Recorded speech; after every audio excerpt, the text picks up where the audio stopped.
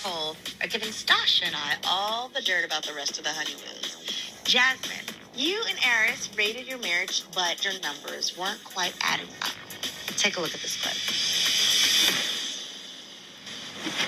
I would keep us at like a 7.5, 8 maybe.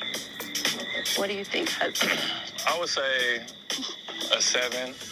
I'm not mad at that number. I'm not mad at that. I feel like some people are lying. Yeah. On a scale of 1 to 10, being attracted to me, I feel like she's at like a 12. Yeah. And I feel like I'm at like a 4 or 5. How do you feel seeing him giving one rating to you and another rating to the guys? I was obviously blindsided because my conversation to him from day one is just be honest. So, of course, it was like a little humble pie, but at the end of the day, I wanted him to be honest. Do you feel maybe he was trying to protect your feelings? Because when Clint was talking about what he wanted openly, it didn't really work out too well for him. I don't feel like it was protecting me because you didn't say it in the big group setting, but you still said it in a group setting. So that's not protecting me because it still came out. Okay. Mm-hmm. He was protecting himself because if he said it at the dinner in front of all of the girl gang, he would have gotten the Clint treatment, but he said it in front of the guys where he felt he was in a safe space. Well, wasn't he asking you like sexual questions or what position you liked really early on? What else do you want to know about me? I'm sure there's a lot. What's your favorite sexual position? Oh my gosh, Airris. But then yet you're at a 5. And Yet you're not attracted to me. Yet you clap for me when I come down the aisle. Yet you tell the whole group, my wife's fine. We're going to be the first ones to have sex on the honeymoon. But you're not attracted to me. Okay, so Stasha, if you had to compare these couples to your season, who would be the Nate and Stasha?